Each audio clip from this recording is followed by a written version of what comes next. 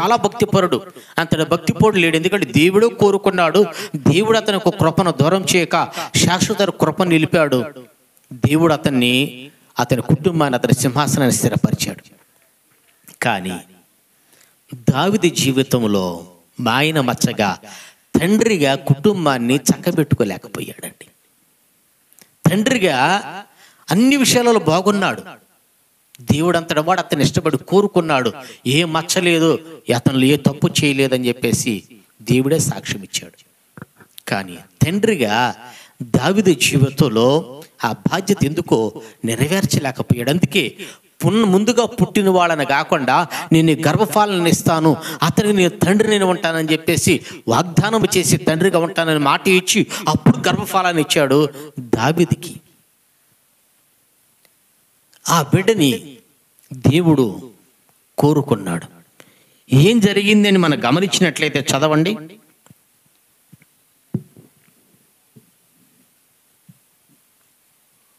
దినవృత్తాంతాల మొదటి గ్రంథం 16వ అధ్యాయం 43వ వాక్యాన్ని చదువుకుందాం. దినవృత్తాంతాల మొదటి గ్రంథం 16వ అధ్యాయం 43వ వాక్యం. తరువాత జనులందరూ తమ తమ ఇండ్లకు వెళ్ళిపోయిరి. దావీదు తన ఇంటి వారిని దీవించుటకై వారి యొద్దకు పోయెను. వారి యొద్దకు ఎవరి యొద్దకి? ఇంటి వారి. అంటే ప్రజలందరూ ఎక్కడ ఉన్నారు? జనులందరూ ఎక్కడ ఉన్నారు? దీవుని కావాలంటే నువ్వు ఎక్కడికి రావాలా? ఎవరు దీవించబడతారు? ప్రజలందరేమో దేవుని కోసం దేవుని సన్నిధికి వచ్చి, రాజుగారి దగ్గరకు వచ్చి దేవుని సన్నిధిలో నిలిచి ఉంటే, దావీదు కుటుంబం, దావీదు పిల్లలేమో అంతఃపురంలో ఇంట్లో కూర్చొని ఉన్నారు. అందుకే దావీదు వాళ్ళని దీవించిన ఆ దీవుని పిల్లల మీదకి కలగలా. దేవుని ప్రజలు మీరు గమనించండి, రాజ్యమంతా, దేశ ప్రజలంతా, చుట్టుపక్కల ప్రజలందరూ దావీదు దగ్గరికి దేవుని సన్నిధికి నిలబడి, అయ్యా మమ్మల్ని దీవించండి, మమ్మల్ని దీవించండి, మమ్మల్ని ఆశీర్వదించమంటే దావీదు వాళ్ళని దీవించాడు. కానీ తన కుటుంబాన్ని దీవించడానికి ఇంటికి వెళ్ళాడంట. అంటే పిల్లలు ఎక్కడున్నారు? కుటుంబం ఎక్కడ ఉన్నది? దేశ ప్రజలందరూ మందసాన్ని తీసుకువెళ్ళటానికి దేవుని సన్నిధికి వెళితే కుటుంబం ఎక్కడున్నది? ఈరోజు నీ ఆత్మీయ జీవితాలలో నీ పిల్లల్ని నువ్వు ఏ క్రమంలో పెంచుతున్నావు? ఏ మార్గంలో నడిపిస్తున్నావు? ప్రజలందరూ, దేశ ప్రజలందరూ దేవుని సన్నిధికి వచ్చి నిలిచి ఉంటే దేవుని కోసం నీ పిల్లలు ఎక్కడ ఉన్నారు? నీ పిల్లలు ఎక్కడ ఉన్నారండి? దేవుని ప్రజలారు, ఈరోజు మీ పిల్లల్ని ప్రేమించండి, ముద్దు చేయండి, కానీ గుండెల మీద కుంపడగా మార్చుకోవద్దు. గుండెల మీద కుంపడగా మార్చుకోవద్దు. దావీదు అంతటి రాజు అంతటి వ్యక్తి దేవుని సన్నిధిలో పరవశించి నాట్యమాడి దేవుని సన్నిధిలో నిలిచాడు. కానీ పిల్లలను నడిపించుకోలేకపోయాడు, కుటుంబాన్ని తీసుకురాలేకపోయాడు. దేశ ప్రజలందరూ దేవుని సన్నిధిలో నిలిచి ఉంటే, మనసు మీద నిలిచి ఉంటే, ఇతని కుటుంబం మాత్రం దేవుని సన్నిధిలో నిలిచిలేదు. అంతఃపురంలో రాజరికంలో ఉన్నది. దేవుని ప్రజలారా, మీ ఆత్మీయ జీవితాలలో ఈరోజు మీ పిల్లల్ని, నీ కుటుంబాన్ని ఎట్లా నడిపిస్తున్నావు? ఒక తండ్రిగా నువ్వు నీ బాధ్యత నెరవేర్చుతూ ఉన్నావా? తండ్రిగా నీ పిల్లల్ని ఒక కర్మ పద్ధతులు పెంచుతూ ఉన్నావా? తండ్రిగా నీ పిల్లల్ని ఎట్లా నడిపిస్తున్నావు? అందుకే దావీదుకు వాగ్దానం చేశాడు, నీ కొడుకు నేను తండ్రిని అవుతాను, అతను నా కృపను దూరం చేయను అని చెప్పేసి వాగ్దానం చేసి సొలొమోనుని ఇచ్చాడు. బైబిల్ మీరు చదవండి. సమూయేలు రాసిన 2వ గ్రంథం 14వ అధ్యాయం 26వ వాక్యాన్ని చదువుకుందాం. సమూయేలు రాసిన 2వ గ్రంథం 14వ అధ్యాయం 26వ వాక్యం. తన తల వెంట్రుకలు భారముగా ఉన్నందున ఏటేటా అతడు వాటిని కత్తిరించుచూ వచ్చెను. కత్తిరించినప్పుడల్లా వాటి ఎత్తు రాజు తూనికను బట్టి 200 తులములు అయ్యెను. రాజుల మొదటి గ్రంథం 6వ అధ్యాయం 1వ అధ్యాయం 6వ వాక్యం. రాజుల మొదటి గ్రంథం 1వ అధ్యాయం 6వ వాక్యం. తండ్రి నీవు ఇలాగున ఎలా చేయుచున్నావని అతని చేత ఎప్పుడునూ విచారించి అతనికి నొప్పి కలుగు చేయలేదంట. తర్వాత 2వ అధ్యాయం 13వ వాక్యం, సమూయేలు రాసిన 2వ అధ్యాయం సమూయేలు రాసిన 2వ గ్రంథం 13వ అధ్యాయం 21వ వాక్యాన్ని చదువుకుందాం. సమూయేలు రాసిన 2వ గ్రంథం 13వ అధ్యాయం 21వ ఈ వాక్యం. సంగతి రాజువగు దావీదునకు వినబడినప్పుడు అతడు బహురౌద్రము తెచ్చుకొనెను. మీరు గమనించండి దేవుని ప్రజలారా,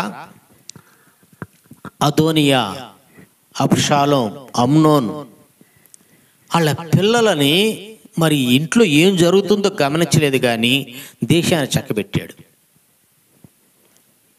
పిల్లలకు నొప్పి కలగకుండా, నొప్పి కలిగిద్దామో ఇది అడిగితే రే ఏం చేస్తున్నావు అంటే బాధపడతారేమో, వాళ్ళకి నొప్పి కలగకుండా వాళ్ళని పెంచాడు. అంటే ఈరోజు ఆత్మీయ జీవితాలలో పిల్లలు బాధపడతారేమో, పిల్లలు నొచ్చుకుంటారేమో, మందిరం కాబట్టి పిల్లలు బాధపడతారేమో, ప్రార్థన చేయమంటే పిల్లలు బాధపడతారేమో, భక్తి చేయమంటే పిల్లలు బాధపడతారేమో. అంటే వాళ్ళకు నొప్పి కలిగించలేదు. బెత్తం వాడని కుమారుడు తండ్రికి దుఃఖాన్ని మిగులుస్తాడంట. ప్రేమించడం వేరు, గారాపం చేయటం వేరు. బాధ్యతగా పెంచడం వేరు, గుండెల మీద ఎత్తుకొని తర్వాత బాధపడటం వేరు. మీ పిల్లలని ఎట్లా పెంచుతున్నారు తండ్రులారా? పుట్టిన వాళ్ళు తండ్రి మీదకి లేచి నేనే రాజునని అక్రమాలు చేస్తూ నరహంతుగులా మిగిలిపోయారు. ఆ విషయం తెలిసినా కూడా ఏమి మాట్లాడలేని పరిస్థితిలో ఉన్నాడు రాజు. రే ఏం జరుగుతుంది, ఏం చేస్తున్నారు, మీరేంటి?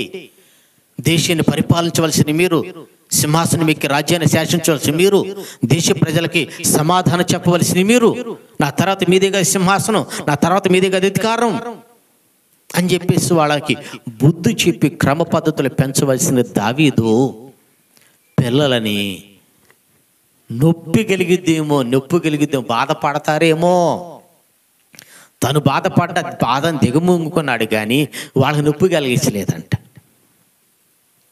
తర్వాత ఇతను ఇల్లు విడిచిపెట్టి, సింహాసనం విడిచిపెట్టేసి అరణ్యం పాలై దిక్కుముక్కు లేని పరిస్థితిలో తలదాచుకోవచ్చిన పరిస్థితి ఏర్పడింది దావీదుకి.